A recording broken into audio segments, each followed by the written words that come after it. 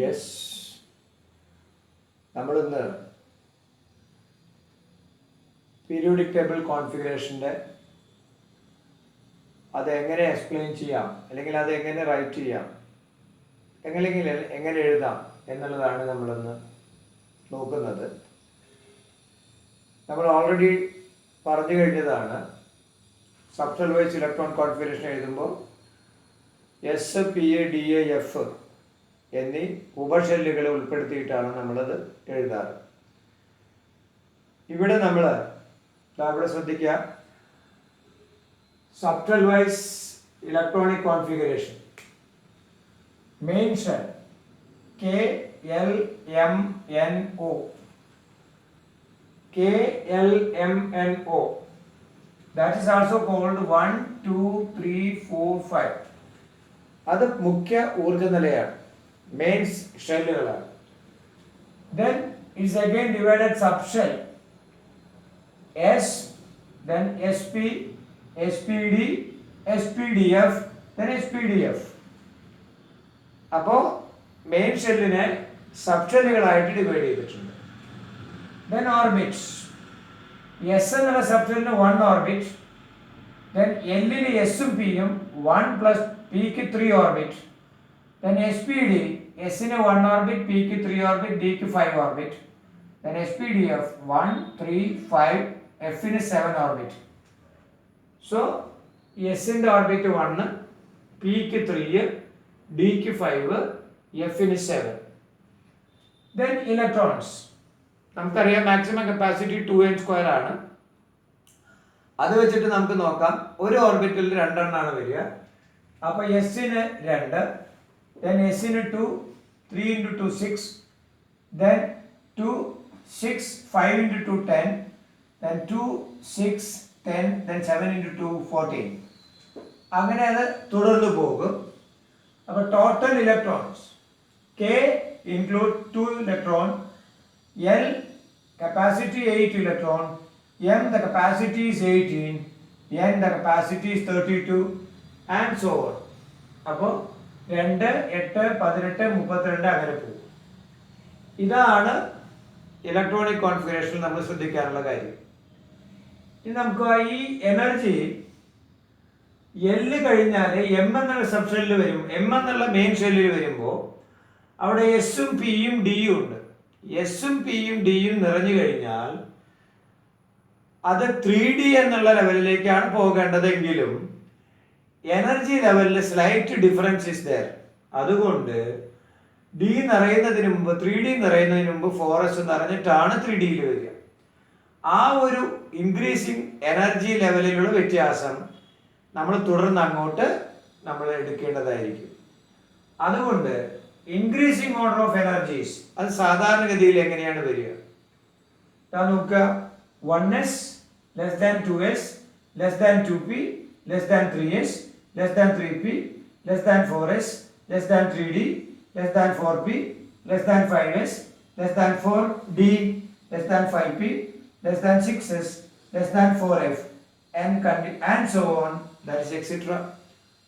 ഇതാണ് energy level. അപ്പൊ 3D വരുമ്പോൾ നോക്കുക, 3Dക്ക് മുമ്പ് 4s ഫിൽ ചെയ്തിട്ടുണ്ടാവും. ഇവിടെയാണ് നമ്മൾ ശ്രദ്ധിക്കേണ്ടത്.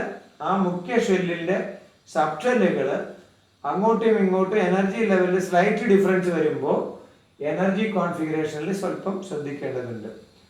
ഒരു example 21 SC scandium, atomic number 21.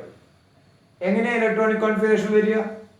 1s2, 2s2, 2p6, 3s2, 3p6, 3d1, 4s2.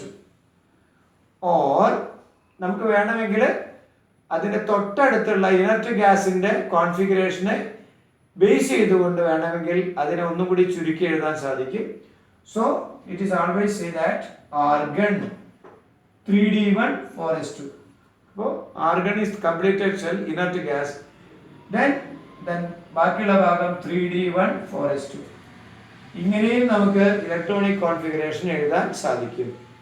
So 1s2, 2s2, 2p6, 3s2, 3p6, 3d1, 4s2. ഇനി ഇതിൽ നിന്ന് നമുക്ക് എന്തൊക്കെ കിട്ടും? ഇതിന്റെ number of proton total number എടുത്താൽ മതി. 21. Number of electron 21. ബ്ലോക്ക് ഡിയിലാണ് അവസാനിക്കുന്നത്, അപ്പോൾ ഡി ബ്ലോക്ക്. പീരിയഡ്സ് ഏറ്റവും വലിയ നമ്പർ 4, നാലാമത്തെ പീരിയഡ്. ഗ്രൂപ്പ് വാലൻസി ഷെല്ലിലെ ഇലക്ട്രോണുകളുടെ എണ്ണം 2+1 3, മൂന്നാം പീരിയഡ്. ദെൻ കാറ്റഗറി, ഇത് ഏത് കാറ്റഗറിയിൽ പെടും? Metal and transition elements. ഇത് സംക്രമണ മൂലകമാണ്. അപ്പോൾ ഇതിന് വ്യത്യസ്ത ഓക്സീകരണാവസ്ഥ, ഡിഫറെന്റ് ഓക്സിഡേഷൻ സ്റ്റേറ്റ് കൊടുക്കാൻ സാധിക്കും. അതിന് ക്രമമായിട്ടുള്ള മാറ്റം ഉണ്ടാവും. അതായത് പീരിയോഡിക്കിൽ നോക്കിയാലും ഗ്രൂപ്പിൽ നോക്കിയാലും ഇതിൽ പീരിയോഡിക്കലായിട്ടുള്ള ഒരേ സിമിലാരിറ്റിയും അതുപോലെ തന്നെ ഗ്രൂപ്പിലുള്ള സിമിലാരിറ്റിയും ഒരേ തരത്തിൽ ഒരേ രീതിയിൽ ഇതിന് ഈ സംക്രമണ മൂലകങ്ങൾക്ക് ട്രാൻസിഷൻ ഗുണങ്ങൾ ഉണ്ടായിരിക്കും. അത് ക്രമമായിട്ട് നോൺ മെറ്റലിലേക്ക് മാറുന്ന ഒരു പ്രക്രിയ ആയിട്ടാണ് കാണാൻ സാധിക്കുക. അപ്പോൾ രണ്ട് തരത്തിലുള്ള സിമിലാരിറ്റിയും കാണാൻ സാധിക്കും. ഗ്രൂപ്പ് സിമിലാരിറ്റിയും പീരീഡിലുള്ള സിമിലാരിറ്റിയും ഒരേപോലെ കാണിക്കാൻ സാധിക്കുന്നതാണ് സംക്രമണ മൂലകങ്ങൾ. ഇവിടെ നമ്മൾ ഏറ്റവും ശ്രദ്ധിക്കാനുള്ളത് ഇലക്ട്രോൺ കോൺഫിഗറേഷൻ വരുമ്പോൾ ട്രാൻസിഷൻ എലമെന്റ്സും ഇന്നർ ട്രാൻസിഷൻ എലമെന്റ്സുമാണ്. കാരണം അവിടെ നമ്മൾ എനർജി ലെവലിൽ സ്ലൈറ്റ് ഡിഫറൻസ് വരും. അതുകൊണ്ട് അത് നോക്കിയിട്ട് വേണം നമ്മൾ ഇലക്ട്രോൺ കോൺഫിഗറേഷൻ ചെയ്യാൻ. എസ്പെഷ്യലി ഹാഫ് ഫില്ലിങ്ങും ഫുൾ ഫില്ലിങ്ങും നോക്കണം.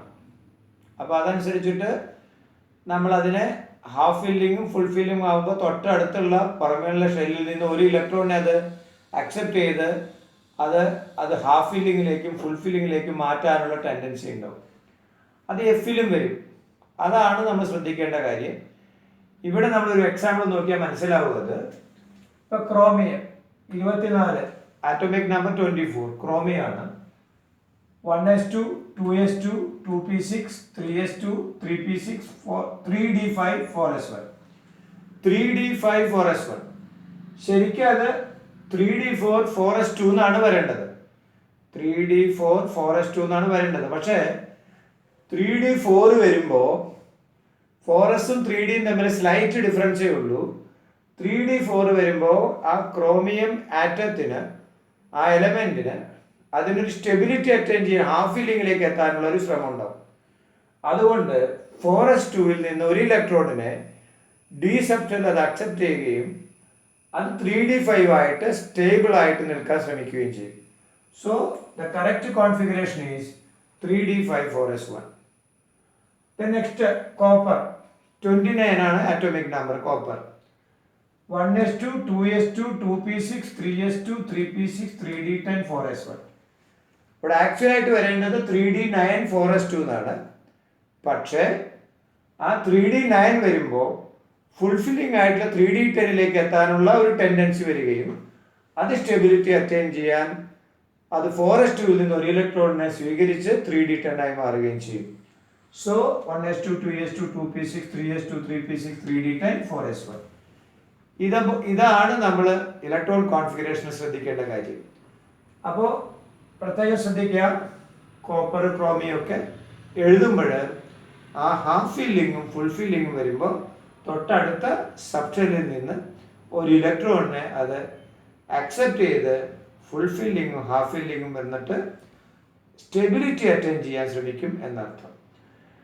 ഇനി നമ്മൾ ശ്രദ്ധിക്കേണ്ട ഒരു കാര്യം, നമുക്കറിയാം ട്രാൻസിഷൻ എലമെന്റ്സിന് കളേർഡ് കോമ്പൗണ്ട്സിന് തരാൻ സാധിക്കും. അതുപോലെ ഡിഫറെന്റ് ഓക്സിഡേഷൻ സ്റ്റേറ്റ് കാണിക്കാൻ സാധിക്കും.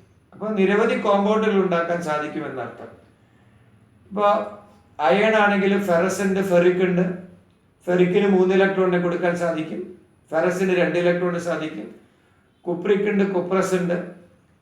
അതുപോലെ മാംഗനീസ് മാക്സിമം എസിലെ 2 ഇലക്ട്രോണും തൊട്ടടുത്തുള്ള ഡി ബ്ലോക്കിലെ 5 ഇലക്ട്രോണും വരെ മൊത്തം 7 ഇലക്ട്രോണിനെ വരെ വിട്ടുകൊടുക്കാനുള്ള ഒരവസ്ഥ സാധാരണ ഈ ട്രാൻസിഷൻ എലമെന്റ്സിനുണ്ട്. വളരെ ഗ്രേറ്റ് എക്സാമ്പിൾ ആണ് മാംഗനീസിന്റെ എക്സാമ്പിൾസ്. സോ MnCl2 നോക്കുക നിങ്ങൾ, manganese chloride Mn2 + Cl-1.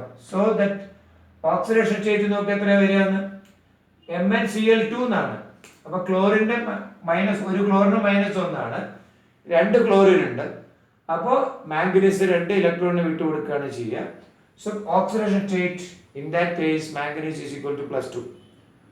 then MnO2 മാംഗനീസ് നമുക്ക് O എന്നുള്ളത് -2 × 2 -4 ആണ്. അപ്പോൾ 4 ഇലക്ട്രോണിന് വിട്ടുകൊടുക്കേണ്ടി വരും. So in that case the oxidation state is +4. Mn2O3 അവിടെ -6 വരുമ്പോൾ 2 മാംഗനീസ് ഉണ്ട്. അപ്പോൾ 3 ഇലക്ട്രോൺ വെച്ച് മാംഗനീസ് കൊടുക്കേണ്ടി വരും. So +3 oxidation state is +3. Mn2O7 നോക്കുക, അവിടെ 14 ഓക്സിജന് 14 ഇലക്ട്രോണെ വേണം. അപ്പോൾ 2 മാംഗനീസ് ഉണ്ട്, 7 ഇലക്ട്രോണിനെ വെച്ച് കൊടുക്കും. So oxidation state is +7. Maximum 7 ഇലക്ട്രോണിന് വരെ കൊടുക്കാനായിട്ട് നമ്മുടെ സംക്രമണ മൂലകങ്ങൾക്ക് ട്രാൻസിഷൻ എലമെന്റ്സിന് സാധിക്കും എന്നർത്ഥം. അതുകൊണ്ട് അതിൻ്റെ ഒരു പ്രത്യേക പ്രോപ്പർട്ടി ആയിട്ട് നമുക്ക് മനസ്സിലാക്കാം. അടുത്തത് എഫ് ബ്ലോക്ക് ഇതുപോലെ തന്നെ ലെന്തനൈറ്റ്സ് ആൻഡ് ആക്ടിനൈറ്റ്സ് ഉണ്ട്. അതിനെയും നമ്മൾ ഇന്നർ ട്രാൻസാക്ഷൻ എലമെന്റ്സ് എന്ന് പറയും. റേഡിയോ ആക്റ്റീവ് ആണ്, മാൻമെയ്ഡ് സബ്സ്റ്റൻസ് ആണ്, ഇതും നമുക്കറിയാം. അതിൻ്റെ ഇലക്ട്രോണിക് കോൺഫിഗറേഷനും നമുക്കൊന്ന് നോക്കാം. ഇപ്പോൾ തോറിയം 90 ആണ് തോറിയത്തിൻ്റെ അറ്റോമിക് നമ്പർ. തൊട്ടടുത്തുള്ള ഇനർട്ട് ഗ്യാസ് എന്ന് പറയുന്നത് റാൻഡം ആണ്. Random that is closed inert. then 5f1 6d1 7s2. അപ്പോൾ 7s2 then 6d1 then 5f1. ആ സ്ലൈറ്റ് എനർജി ലെവലിന്റെ വ്യത്യാസത്തിലാണ് അത് പോകുക. അപ്പോൾ ലാസ്റ്റ് ഇലക്ട്രോൺ വന്നെന്ന് പറയുന്നത് എഫിലാണ്, 5f-ലാണ്. അതുകൊണ്ട് അത് എഫ് ബ്ലോക്ക് എലമെന്റ്സ് ആണ്. എഫ് ബ്ലോക്ക് എലമെന്റ്സ് ആണെന്ന് പറയാൻ പറ്റും. പീരീഡ് 7ാമത്തെ പീരീഡിലാണ് നമുക്ക് പറയാൻ സാധിക്കും. ഗ്രൂപ്പ് പറയുകയാണെങ്കിൽ 2, 3, 4, അതായത് ആക്ടിനൈറ്റ്സ് താഴെ വരുന്ന പീരീഡ് ആയിട്ട് മാറ്റിയിട്ടുണ്ട്, ആക്ടിനൈറ്റ്സ് എന്നാണ് പറയുക. പീരീഡ് എന്ന് പ്രോട്ടോൺ എന്ന് പറയുന്നത് 90 ഉണ്ട്, ഇലക്ട്രോൺ 90 ആണ്. ആറ്റോമിക് നമ്പർ മാസ് നമ്പർ കൂടി കിട്ടിക്കഴിഞ്ഞാൽ നമുക്ക് ഇലക്ട്രോണിന്റെ എണ്ണം കൂടി നമുക്ക് കണ്ടുപിടിക്കാൻ സാധിക്കും. സോ നമ്മളിവിടെ പറയേണ്ടത് ഇത്രയേ ഉള്ളൂ. എഫ് ബ്ലോക്ക് ആയാലും ഡി ബ്ലോക്ക് ആയാലും സ്ലൈറ്റ് എനർജി ലെവലുകളും കൂടി കണക്കിലെടുത്തിട്ട് വേണം ഇലക്ട്രോണിക് കോൺഫിഗറേഷൻ ചെയ്യാൻ. അപ്പോൾ thorium 90, random 5f1 6d1 7s2. So F എന്നുള്ള സബ്സ്റ്റൻസിലാണ് ഇലക്ട്രോൺ കോൺഫിഗറേഷൻ അവസാനിക്കുക. അതുകൊണ്ട് അത് എഫ് ബ്ലോക്ക് എലമെന്റ്സ് എന്ന് പറയും കേട്ടോ. അൾട്ടിമേറ്റ്, പെനൾട്ടിമേറ്റ്, ഇന്നർ പെനൾട്ടിമേറ്റ്, ഉള്ളിന്റെ ഉള്ളിലാണ് അവിടെ ഇലക്ട്രോൺ എന്ന് പറയുന്നത്. അതുകൊണ്ട് തന്നെ അതിന് electron oxidation state, different oxidation state കാണിക്കാൻ സാധിക്കും. മാത്രമല്ല അത് റേഡിയോ ആക്റ്റീവ് പർപ്പസും കൂടി ഉള്ളതുകൊണ്ട് റേഡിയോ ആക്റ്റീവ് എലമെന്റ്സ് ആണെന്ന് പറയാൻ സാധിക്കുകയും ചെയ്യും. ഇവിടെ നമ്മൾ ഒന്നുകൂടി ശ്രദ്ധിച്ചാൽ ഇപ്പൊ ferric chloride, ferrous chloride, ferric chloride, FeCl2 FeCl3, ഇവിടെയും നമുക്ക് വ്യത്യസ്ത ഓക്സിഡേഷൻ സ്റ്റേറ്റ് കാണാൻ സാധിക്കും. അത് ട്രാൻസിഷൻ എലമെന്റ്സ് ആണ്. ഇലക്ട്രോണിക് കോൺഫിഗറേഷൻ നോക്കുക, 1s2 2s2 2p6 3s2 3p6 3d6. ഇവിടെ 4s2 എന്നുള്ളതിന് 2 ഇലക്ട്രോൺ അത് ക്ലോറിന് കൊടുത്തു. അപ്പൊ അത് 1s2 2s2 2p6 3s2 3p6 3d6 +2 oxidation state. then FeCl3 ferric 1s2 2s2 2p6 3s2 3p6 3d5. അവിടെ 4sൽ നിന്നുള്ള 2 ഇലക്ട്രോണും 3dയിൽ നിന്നുള്ള 1 ഇലക്ട്രോണും എടുത്തുകൊണ്ട് 3 ഇലക്ട്രോണിനെ അത് ക്ലോറിന് കൊടുക്കണ്ടേ. ദാറ്റ് മീൻസ് അവിടെ ഒരു ഡിഫറെന്റ് ഓക്സിഡേഷൻ സ്റ്റേറ്റ് കാണിക്കാൻ അയണിന് സാധിച്ചു. അതാണ് ട്രാൻസിഷൻ എലമെന്റ്സിന്റെ പ്രത്യേകത. കൂടാതെ ട്രാൻസിഷൻ എലമെന്റ്സിന്റെ പ്രത്യേകത അത് കളേർഡ് കോമ്പൗണ്ട്സ് തരും. നമുക്ക് ധാരാളം എക്സാമ്പിൾസ് ഉണ്ട്. ഇപ്പൊ കളർ കോമ്പൗണ്ട് തരാൻ കാരണം അതിന്റെ സ്ട്രക്ചറിൽ ലൈറ്റിനെ അബ്സോർബ് ചെയ്യാനുള്ള ആ ഒരു ക്രിട്ടിക്കൽ ആംഗിളിലേക്ക് എടുക്കാനുള്ള സ്കാറ്ററിങ് ചെയ്യാനുള്ള കഴിവ് അതിനുണ്ട്. അതുകൊണ്ട് തന്നെ ട്രാൻസിഷൻ എലമെന്റ്സിന്റെ സംയുക്തങ്ങൾക്ക്, കുറേയേറെ സംയുക്തങ്ങൾക്ക് കളർ കൊടുക്കാൻ അതിന് സാധിക്കും. അതുകൊണ്ട് കളേർഡ് ഗ്ലാസസ് ഉണ്ടാക്കുമ്പോൾ അത് നമുക്ക് ആഡ് ചെയ്യാൻ സാധിക്കും. അതുപോലെ തന്നെ ഡൈസ്, പിഗ്മെന്റ്സ്, പലതരത്തിലെ ചായങ്ങൾ ഉണ്ടാക്കുമ്പോൾ നമുക്ക് അതിൽ കളർ ചേർക്കാനായിട്ട് ഈ ട്രാൻസിഷൻ എലമെന്റ്സ് കൊണ്ടുപോകാൻ ചേർക്കാനായിട്ട് സാധിക്കും. ഇപ്പൊ നോക്കുക, കോപ്പർ സൾഫേറ്റ്, തുരിശ് എന്ന് പറയും. കോപ്പർ സൾഫേറ്റ് ബ്ലൂ ആണ് അതിന്റെ കളർ. അത് കോപ്പറിന്റെ സാന്നിധ്യമാണത്. അതുകൊണ്ട് അത് copper sulphate, transition element copper, അതുകൊണ്ട് ബ്ലൂ കളർ ആയിരിക്കും. കോബോൾട്ട് നൈട്രേറ്റ്, അത് കോബോൾട്ട് ആണ്, അത് ട്രാൻസിഷൻ എലമെന്റ് ആണ്. ലൈറ്റ് പിങ്ക് ആയിരിക്കും, ആ കളർ അവിടെ കിട്ടുകയും ചെയ്യും. പൊട്ടാസ്യം പെർമാംഗനേറ്റ്, അതിൽ പൊട്ടാസ്യം പെർമാംഗനേറ്റ് മാംഗനീസ് ഉണ്ട് അവിടെ, തീർച്ചയായിട്ടും അതിന് വയലറ്റ് കളർ കൊടുക്കാൻ സാധിക്കും മാംഗനീസ് ഉള്ളത് കൊണ്ട്. ഫെറസ് സൾഫേറ്റ്, അത് അയൺ ആണ്, ലൈറ്റ് ഗ്രീൻ കളർ അവിടെ കൊടുക്കുന്നുണ്ട്. അമോണിയം ഡൈക്രോമേറ്റ്, അമോണിയം ഡൈക്രോമേറ്റ്, അവിടെ ക്രോമിൻ ഉണ്ട്, ക്രോമിയം, ആ ക്രോമിയം ഉള്ളത് കൊണ്ട് ഓറഞ്ച് കളർ അവിടെ നമുക്ക് കൊടുക്കാനായിട്ട് സാധിക്കും. സോ ഇതിൽ നിന്ന് നമ്മൾ ജസ്റ്റ് എക്സാമ്പിൾസ് പറഞ്ഞതിന്റെ അർത്ഥം ട്രാൻസിഷൻ എലമെന്റ്സിന് കളേർഡ് കോമ്പൗണ്ട്സ് ഉണ്ടാക്കാനായിട്ട് സാധിക്കും. അതിലെ കുറച്ച് എക്സാമ്പിൾ ആണ് പറഞ്ഞത്. അപ്പോൾ നമ്മുടെ പീരിയോഡിക് ടേബിൾ ഇലക്ട്രോണിക് കോൺഫിഗറേഷൻ ചെയ്യുമ്പോൾ ഡി ബ്ലോക്കും എഫ് ബ്ലോക്കും ചെയ്യുമ്പോഴാണ് ശ്രദ്ധിക്കേണ്ടത്. വളരെ ക്ലിയർ ആയിട്ട് ചെയ്താൽ നമുക്ക് ഇലക്ട്രോണിക് കോൺഫിഗറേഷനെ നമുക്ക് മനസ്സിലാക്കാൻ സാധിക്കും. അപ്പോൾ 10ാം ക്ലാസ്സിലെ electronic configuration, subshell wise electronic configuration എന്നുള്ള ഭാഗമാണ് നമ്മൾ ചർച്ച ചെയ്തത്. ഇതുപോലെ ഒരു എലമെന്റ് തന്നു കഴിഞ്ഞാൽ അതിൻ്റെ ആറ്റോമിക് നമ്പർ അതുപോലെ മാസ് നമ്പർ തന്നിട്ടുണ്ടെങ്കിൽ ഇലക്ട്രോണിക് കോൺഫിഗറേഷൻ ചെയ്തുകൊണ്ട് അത് ഏത് കാറ്റഗറിയിൽ പെടുന്നു, എത്ര ഇലക്ട്രോൺ ഉണ്ട്, എത്ര ന്യൂട്രോൺ ഉണ്ട്, എത്ര പ്രോട്ടോൺ ഉണ്ട്, അത് ഏത് കോമ്പൗണ്ടാണ് ഉണ്ടാക്കുക, അയോണിക് ബോണ്ടാണോ കോവാലന്റ് ബോണ്ടാണോ ഉണ്ടാക്കാൻ സാധ്യത, അതുപോലെ അത് കളർ നൽകുമോ, ട്രാൻസിഷൻ എലമെന്റ് ആണോ, ഡി ബ്ലോക്ക് ആണോ, എഫ് ബ്ലോക്ക് ആണോ, പി ബ്ലോക്ക് ആണോ, എസ് ബ്ലോക്ക് ആണോ, അല്ല അത് വേറെ ഏതെങ്കിലും തരത്തിലുള്ള രീതിയിൽ അതിന് എന്താ പറയുക മെറ്റാലിക് ക്യാരക്ടർ അല്ലാതെ മെറ്റലോയിഡ് ക്യാരക്ടർ ചെയ്യാൻ സാധിക്കുമോ, അല്ലാതെ ഫുൾ നോൺ മെറ്റൽ ആണോ, ഇത്തരത്തിലുള്ള കാര്യങ്ങളൊക്കെ നമുക്ക് പീരിയോഡിക് ടേബിളിൽ സബ്റ്റൽ വൈസ് ഇലക്ട്രോൺ കോൺഫിഗറേഷനിലൂടെ മനസ്സിലാക്കാൻ സാധിക്കും. അതുകൊണ്ട് നമ്മളെല്ലാം ഒന്നും കൂടി ക്ലിയർ ചെയ്തുകൊണ്ട് നിങ്ങൾ ഓരോ എലമെൻ്റ് എടുത്ത് ഇത് അറ്റ്ലീസ്റ്റ് 10-30 എലമെൻ്റെങ്കിലും നിങ്ങൾ ഇതുപോലെ ചെയ്ത് ഇലക്ട്രോണിക് കോൺഫിഗറേഷൻ ചെയ്താൽ chemistry will be very easy for you. Thank you.